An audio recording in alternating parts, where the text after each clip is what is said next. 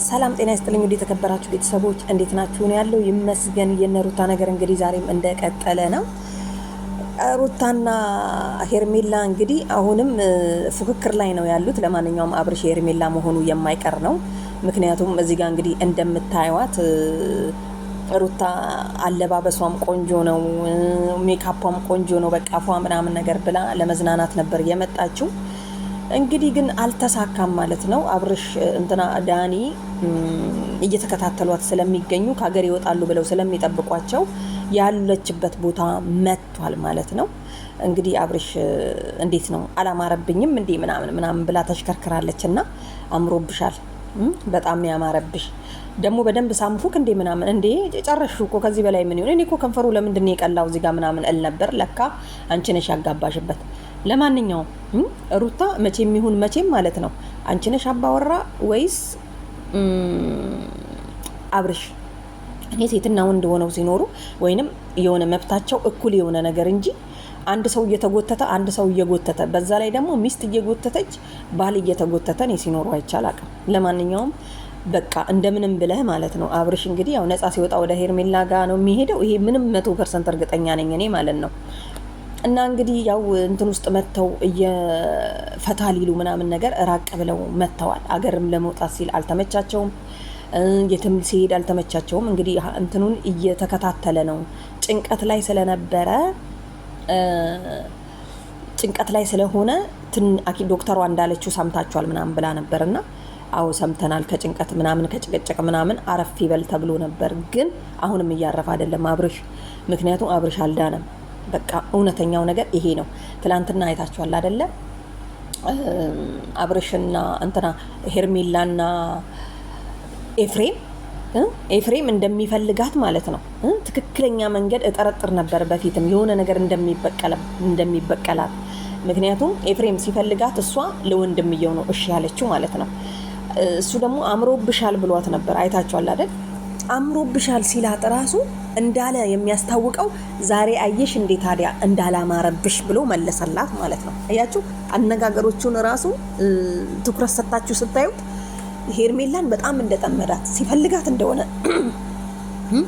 በቃ ግን ያው ፍቅር ደግሞ ታውቃላችሁ፣ እሷ አብርሽን ወደደችው፣ በዛ ወደ አብርሽ ሄደች ማለት ነው። እና እንግዲህ ዳኒም ከዛ በኋላ መጥቶ ምንድን ያለው ለምን መጣ ምናምን ነገር ብላ ደነገጠች። እሱ ግን ጨብጦታል፣ ሰላም ብሎታል።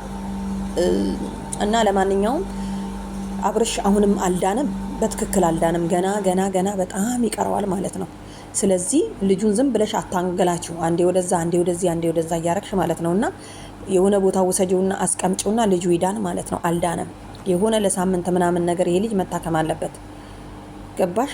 ስለዚህ ዝም ብሎ መሄድ ምናምን ይዘሽ አንቺ ጫካ ውስጥ ስለወሰድሽው መዝናኛ ቦታ ስለወሰድሽው ጭራሽ ሩምን ያዝ ምናምን ነገር ሩምም ያሽ ምንም ያሽ አብርሽ እንደሆነ ልቡ መናገር አቃተው እንጂ የሆነ ነገር ላው ላይ ስላለ ብቻ አንቺን ይከተላል እንጂ ወዶሽ እንዳይመስልሽ ሩታዬ ማለት ነው። አንቺ ራሱ በግድ ጎትተሽ በግድ የኔ ነህ እና ምንም ይሄውን ሴቶች ትኩር ብላችሁ ስታዩት ምናምን እኔ ቢሆን እንደዚህ ያደርጋለሁ እንዴ ምናምን ልትሉ ትችላላችሁ አይደለ? እንግዲህ ያቺም ፍቅር ይዟታል፣ እቺም ፍቅር ይዟታል። ስለዚህ እነኚህ ተዋልደዋል። በቃ አብርሽና ሩታ አብረው ሆኑ ምናምን ነገር የምትሉት እሱ ጤነኛ መቼ ሆነና ነው? እኔ እኮ ሳስበው ራሱ በጣም ብዙ ቦታ ላይ ምናምን ሩታ መመራ ነው የሚመስለኝ። እና የወንድም ድርሻ አለ የሚመራው አይደል? ስለዚህ ወንዶች የራሳቸው ድርሻ አላቸው፣ ሴቶችም የራሳቸው ድርሻ አላቸው ማለት ነው። ተነስ ሲባል የሚነሳ ተቀመጥ ሲባል የሚቀመጥ ምን ያደርግልሻል አንቺ? በቃ ሂድ ተይው አትይም እንዴ? ያደረግሽበት ነገርም ካለ ለምን አትፈቺው? እንግዲህ ዳኒ እንከታተልሻለን፣ የት መውጫ መግቢያህን አለን ከጎንነ ምናምን ሲለው ራሱ ዝም ነው የሚለው አብርሽ ማለት ነው። ምክንያቱም እንዴት ይናገራል? እንዳትናገር ብላ አስጠንቅቃ ነው። እና ወደ አለባበስ ዞር ደግሞ አለባበሴ አምሮብኛል፣ ቆንጅዬ ሆኛለሁ አይደለ ወይ? ምክንያቱም ለመዝናናት ስለሆነ ራቁትሽን ብትሄጂ እኛ ምን አገባል?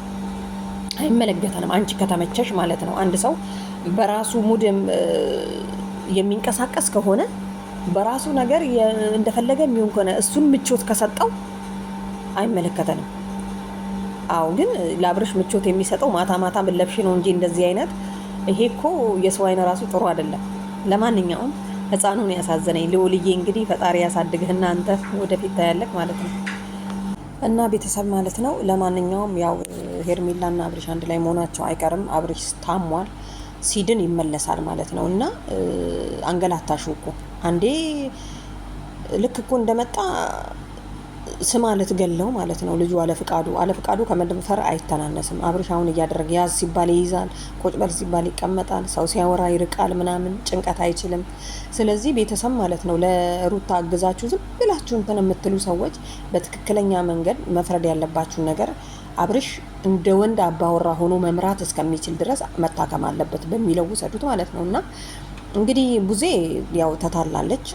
ምክንያቱም እጇ ገብቶ ነው የወጣው አብርሽ ማለት ነው። እና የሰው ልጅ አንዴ የምትፈልጉትን ነገሮች ካገኛችሁ በኋላ የሆነ እንትን ሳሰጡት ስትቀሩ እንዲህ ነው የሚሆነው ማለት ነው። ለማንኛውም ቤተሰብ ይመቻችሁ፣ ላይክ እያደረጋችሁ